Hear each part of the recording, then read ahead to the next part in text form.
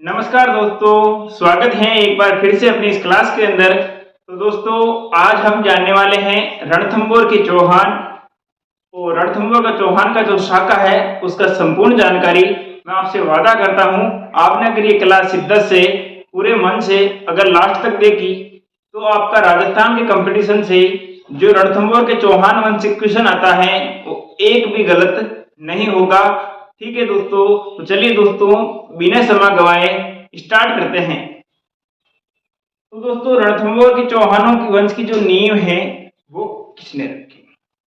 जो नींव है वो किसने रखी? तो दोस्तों बात आती है पृथ्वीराज चौहान तृतीय। पृथ्वीराज चौहान तृतीय हैं, उसका पुत्र है और उस पुत्र का नाम है गोविंदराज। पुत्र का नाम क्या है? गोविंदराज चौहान। पुत्र का नाम है गोविंदराज चौहान।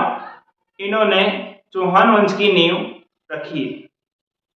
कहाँ रखी है? रणथंभौर के अंदर जो चौहान वंश की नींव है वो गोविंदराज ने रखी है। ठीक है दोस्तों, इसके बाद एक दो शासक और बनेंगे, वो इंपोर्टेंट नहीं है। इसके बाद एक शासक बनेगा, वो है जैत्र सिंह। कौन है? जैत्र सिंह। तो जैत्र सिंह है, उसने अपने कार्यकाल के अंदर ही हमीरदेव चौहान को शासक बना दिया। किसको? अपने कार्यकाल के अंदर ही हमीरदेव चौहान को शासक बना दिया जैत्र सिंह ने। ठीक है दोस्तों, आगे मैं बात कर रहा हूं हमीरदेव चौहान। अगर चौहान वंश में अंदर रणथंभौर के चौहान में अगर कोई इंपोर्टेंट है तो वो है हमीरदेव चौहान। तो चलिए दोस्तों जानते हैं। इसका जो कार्यकाल है वो रहा है 1282 से 1301। 1282 में शासक बन गया और 1301 तक शासक रहा। हमीर के जो गुरु वो है राघवदेव। कौन है? राघवदेव। हमीर देव चौहान के जो गुरु हैं वो है राघवदेव। हमीर ने अपने जीवन में 17 युद्ध लड़े। कितने युद्ध लड़े? 17 युद्ध लड़े। उनमें से 16 युद्ध में विजयी रहा। कितने में? 16 युद्ध के अंदर हमीरदेव चौहान विजय रहा। ठीक है, इसीलिए हमीर के बारे में क्या कहा जाता है कि सिंह सवन सतपुरुष वचन कतली फलत एक बार तिरिया तेल हमीर हट चढ़े ने दूजी बार। जब 17 युद्ध लड़े, 16 युद्ध में विजय हुई, तो इनके बारे में यह कथन कहा गया। ठीक है दोस्तों, तो मैंने बताया है ये कथन देके पूछेगा ये कथन किसके शासक के बारे में कहा जाता है। ऐसा क्वेश्चन आ चुका है। आगे मैं बात कर रहा हूं कि हमीर की जानकारी से संबंधित हमीरदेव चौहान की इतनी जानकारी कहां से मिली है, कौन कौन से ग्रंथ हैं जिनके बारे में हमीरदेव चौहान की जानकारी मिल रही है। तो दोस्तों जो पहला वो है हमीर महाकाव्य। हमीर महाकाव्य है तो सबसे बड़ा ग्रंथ भी है। ये लिखा है नैनचंद्र सूर्य ने। ये हमीरदेव चौहान के बारे में ही है। हमीरदेव चौहान के बारे में हमीर महाकाव्य ग्रंथ है, वो नैनचंद्र सूर्य ने लिखा है। दूसरा है अमीर खुसरो। इसने अपने नाम के ऊपर ग्रंथ लिख दिया है अमीर खुसरो ग्रंथ। ठीक है, ये है अलाउद्दीन खिलजी का जो कवि है। ठीक है, आगे मैं बात कर रहा हूं हमीर हट। कौन सा? हमीर हट व सर्जन चरित्र। हमीर हट व सर्जन चरित्र जो ग्रंथ है वो लिखा है चंद्रशेखर ने। किसने? चंद्रशेखर ने। आगे की जो बात है वो है हमीर रासो ग्रंथ है, वो लिखा है जोधराज ने। किसने? जोधराज के अंदर। ठीक है, ये हो गई इनकी जानकारी संबंधित कुछ ग्रंथ। अब हमीरदेव चौहान के कार्यकाल के अंदर दो शासक आएंगे, दिल्ली के दो शासक आएंगे। पहला है जलालुद्दीन खिलजी और दूसरा है अलाउद्दीन खिलजी। अब क्या होगा कि जलालुद्दीन खिलजी है वो 1290 के अंदर रणथंभौर दुर्ग की जो है, एक छोटा सा दुर्ग है रणथंभौर दुर्ग के पास, वो है जाहिन दुर्ग, जिसे हम कह सकते हैं रणथंभौर दुर्ग की कुंजी। रणथंभौर दुर्ग की कुंजी है जलालुद्दीन खिलजी 1290 में आक्रमण करेगा जहाहीद्दीन दुर्ग जो श्रीपत में पड़ता है, और उस दुर्ग को दोस्तों ये क्या करता है, जीत लेता है। क्या करता है, जीत लेता है, यानी इस दुर्ग पर क्या हो जाएगी, विजय प्राप्त कर लेगा। कौन, जलालुद्दीन खिलजी। अब ये क्या करेगा, इस दुर्ग को विजय प्राप्त कर ली तो ये क्या करेगा, दोबारा आएगा। दोबारा आएगा, कब आएगा, 1292 में। 1292 में वो दोबारा आएगा, और दोबारा आकर क्या करेगा जलालुद्दीन खिलजी, अब वो रणथंभौर दुर्ग पर आक्रमण करेगा। किस दुर्ग पर, रणथंभौर दुर्ग पर आक्रमण करेगा, आक्रमण करेगा। और इस बार क्या होगा कि इस दुर्ग को वो जीत नहीं पाएगा, यानी कि इस दुर्ग पर उसकी क्या हो जाएगी, हार हो जाएगी, और वापस लौट जाएगा। और वापस लौटते वक्त उसका जो सेनापति है उसने पूछा तो कहा कि रणथंभौर जैसे 10 दुर्ग, कितने, रणथंभौर जैसे 10 दुर्ग को मैं अपने एक मुसलमान के बाल के बराबर नहीं समझता, मुसलमान के बाल के बराबर नहीं समझता। ठीक है, ये किसने कहा है, जलालुद्दीन खिलजी ने कहा है, अपनी जो कायरता छुपाने के लिए। ठीक है, अब आगे आता है 1296 के अंदर जलालुद्दीन खिलजी की मृत्यु हो जाएगी, तब शासक बन जाएगा उसका जो भतीजा है, वो है अलाउद्दीन खिलजी, वो शासक बन जाएगा। अब वो शासक बनेगा, ये भी साम्राज्यवादी वाला है, तो ये शासक बन जाएगा।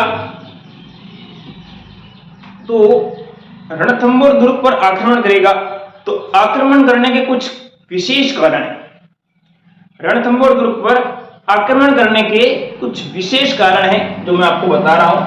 पहला कारण है कि अलाउद्दीन खिलजी की जो साम्राज्यवादी नीति है उसका, यानी कि अलाउद्दीन खिलजी अपना साम्राज्य बढ़ाना चाहता है, इसलिए आक्रमण करेगा। दूसरा है कि हमीर का कर न देना। हमीर क्या करता है, अलाउद्दीन खिलजी को कर नहीं देता है। क्या करता है, कर नहीं देता है। ठीक है, आगे बात है कि जो रणथंभौर दुर्ग है वो दिल्ली के नजदीक पड़ता है। दिल्ली के क्या पड़ता है, नजदीक पड़ता है। कौन सा दुर्ग, रणथंभौर दुर्ग, इसलिए भी आक्रमण करता है। तीसरा कारण है, तो चौथा कारण है वो है अमीर द्वारा जो मंगोल का शासक मोहम्मद शाह है, मंगोल का शासक जो मोहम्मद शाह है उसको शरण देना। मोहम्मद शाह को शरण देना यह भी एक युद्ध का मुख्य कारण है। किसका, अलाउद्दीन खिलजी का। ठीक है, अब मैं आपको बता देता हूं इधर। अब क्या करेगा अलाउद्दीन खिलजी, क्या करेगा, आक्रमण करेगा। अलाउद्दीन खिलजी आक्रमण करेगा, और आक्रमण जो प्रथम आक्रमण में क्या करेगा, अपने दो सेनापति को भेजेगा, उलुग खां और नुसरत खां। उलुग खां और नुसरत खां को भेजेगा। इससे पहले एक छोटी सी बात है कि अलाउद्दीन खिलजी है वो सोमनाथ पर आक्रमण करता है, खुद नहीं जाता है, अपने सेनापतियों को भेजता है। सोमनाथ पर आक्रमण करेगा, और तो सोमनाथ से जो सोना लूट के लेके आए उसको बंटवारे को लेकर सेनापतियों में क्या हो गई थी, राड़ हो गई, यानी कि विवाद हो गया। किस किस के बीच, एक तरफ तो था उलुग खां और नुसरत खां, दूसरी तरफ था मोहम्मद शाह और कामरान। कौन था, मोहम्मद शाह और कामरान। तो मोहम्मद शाह क्या करता है, मोहम्मद शाह और कामरान वहां से भागकर रणथंभौर के अंदर आ जाते हैं। रणथंभौर के आता है और हमीरदेव चौहान से शरण मांग लेता है। तो हमीरदेव चौहान क्या करता है, इनको शरण दे देता है, ठीक है। अब अलाउद्दीन खिलजी क्या कह रहा है कि मोहम्मद शाह और कामरान को मेरे को लौटा दो, लेकिन हमीर ने क्या किया, मना कर दिया। इस वजह से आक्रमण हो रहा है। तो एक कारण और भी आता है, एक कारण आता है वो लिखा है अपने अमीर हट के अंदर। वो कह रहा है कि मोहम्मद शाह और चिमना बेगम के बीच जो प्रेम प्रसंग है उसकी वजह से भी आक्रमण करेगा, क्योंकि हमीरदेव चौहान है वो मोहम्मद शाह को लौटा नहीं रहा है, इस वजह से आक्रमण करेगा। ठीक है, ये कारण है। इसकी वजह से अब क्या करेगा ये कि अपने दो सेनापति उलुग खां और नुसरत खां को रणथंभौर पर आक्रमण करने के लिए भेजेगा, जिसके अंदर जो नुसरत खां है उसका सेनापति वो मारा जाएगा। नुसरत खां जो सेनापति है वो मारा जाएगा। अगले ही पड़ाव के अंदर, अगले ही वार के अंदर अलाउद्दीन खिलजी स्वयं आ पहुंचा। अलाउद्दीन खिलजी स्वयं आ पहुंचा और रणथंभौर दुर्ग की घेराबंदी कर दी। रणथंभौर दुर्ग की घेराबंदी कर दी और संधि प्रस्ताव का नाम लेकर हमीरदेव चौहान को बहका दिया, कहा कि आ जाओ हम दोनों बैठकर संधि करते हैं। तो हमीरदेव चौहान क्या करता है, स्वयं तो आता नहीं है, अपने दो